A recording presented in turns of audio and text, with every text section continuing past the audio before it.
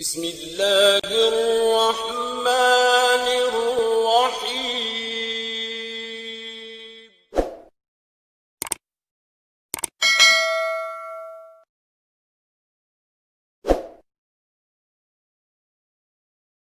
نحمده ونصلي على رسوله الكريم اما بعد اعوذ باللہ من الشیطان الرجیم بسم اللہ الرحمن الرحیم۔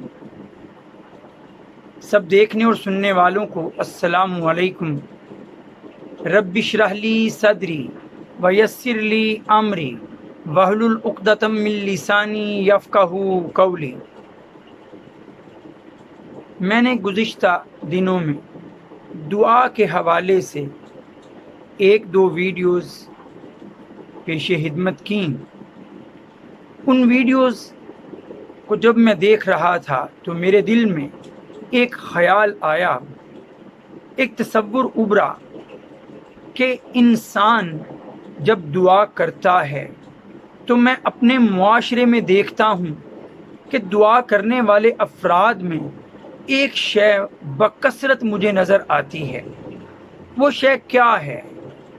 وہ کون سی چیز ہے جس نے مجھے دوبارہ مجبور کیا کہ میں جو ایک بات اس میں شاید بیان نہیں کر پایا ہوں وہ پھر آپ کے سامنے لیے ہوئے آ جاؤں۔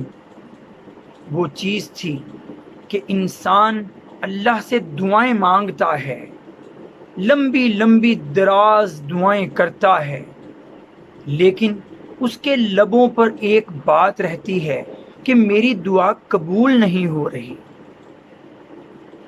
میری دعا شرف قبولیت حاصل نہیں کر پا رہی۔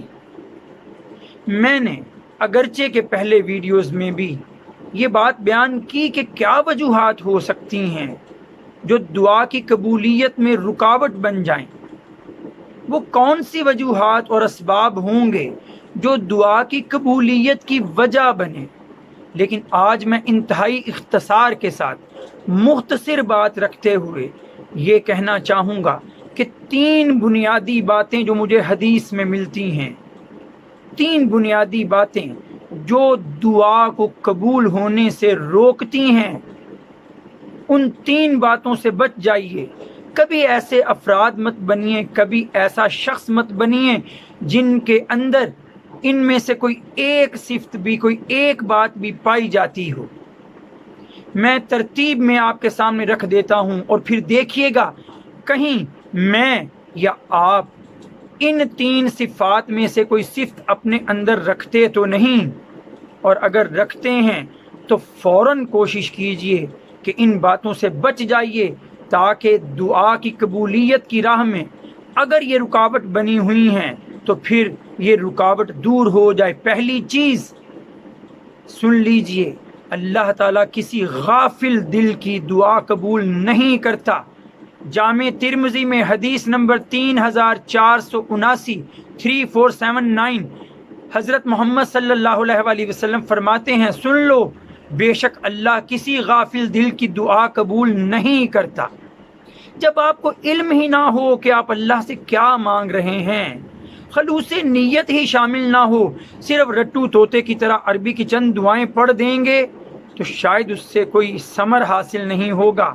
اگر آپ عربی میں کچھ سمجھ نہیں پا رہے کہ کیا مانگ رہے ہیں، اپنی زبان میں مانگ لیجئے، کم از کم یہ پتہ تو ہو رب سے کیا مانگ رہے ہیں، آپ کے دل سے آواز نکلے، اس میں خلوص شامل ہو جائے۔ تو پہلی بات، غافل دل کی دعا قبول نہیں ہوتی۔ دوسری بات، اللہ تعالیٰ دعا قبول فرماتا ہے پاک لوگوں سے، اللہ تعالیٰ دعا قبول فرماتا ہے متقی لوگوں سے، اللہ تعالیٰ دعا قبول فرماتا ہے طہارت و پاکیزگی اختیار کرنے والوں سے۔ اللہ تعالیٰ قرآن مجید سورہ مائدہ آیت نمبر 27 میں خود فرما دیتے ہیں، انما یتقبل اللہ من المتقین، بے شک اللہ تعالیٰ تو قبول فرماتا ہے متقین ہی سے۔ حدیث نے اس کی وضاحت کر دی، متقین میں کون سی وہ صفت جو دعا کی قبولیت کی وجہ بنے اور کون سی وہ خرابی جو دعا کی قبولیت کی راہ میں رکاوٹ بنتی ہے۔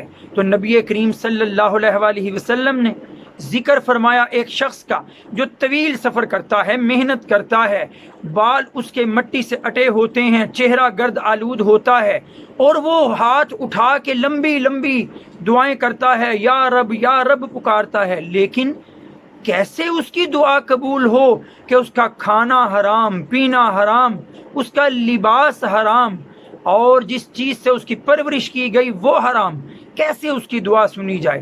تو لہٰذا حرام کھانا پینا یہ دعا کی قبولیت میں بہت بڑی رکاوٹ ہے۔ رزق حلال کی طرف رجوع کیجئے، حرام تمام ذرائع سے کنارہ کریں، بچیں اس سے اگر دعا کی قبولیت چاہتے ہیں۔ صحیح مسلم حدیث نمبر 1015 میں اس کا ذکر اللہ تعالیٰ کے رسول حضرت محمد صلی اللہ علیہ وآلہ وسلم نے فرمایا ہے۔ پھر تیسری بات، آج کی آخری بات آپ کے سامنے رکھوں کہ دعا میں جلد بازی نہ کیجیے، دعا کرتے رہیے، کرتے رہیے، کرتے رہیے، دستک بار بار دینے سے دروازہ کھل ہی جایا کرتا ہے۔ اللہ کے در پر دستک دیتے رہیے، جلد بازی مت مچائیے کہ میں دعا کرتا ہوں اور دعا میری فوراً قبول نہیں ہوتی۔ سن لیجئے، صحیح بخاری حدیث نمبر 6340 اور صحیح مسلم حدیث نمبر 2735، نبی کریم صلی اللہ علیہ وآلہ وسلم فرماتے ہیں ہر کسی کی دعا قبول کی جاتی ہے جب تک کہ وہ جلد بازی نہ کرے۔ اور پھر حدیث نمبر 2736 صحیح مسلم میں مزید یہ فرمایا کہ ہر شخص کی دعا قبول ہوتی ہے جب تک کہ وہ قطع رحمی کی، کسی گناہ کی، یا جلد بازی نہ مچا دے کسی دعا میں، تب تک اس کی دعا قبول ہوتی ہے۔ اور پوچھا گیا صحابہ کی طرف سے جلد بازی کیا ہے؟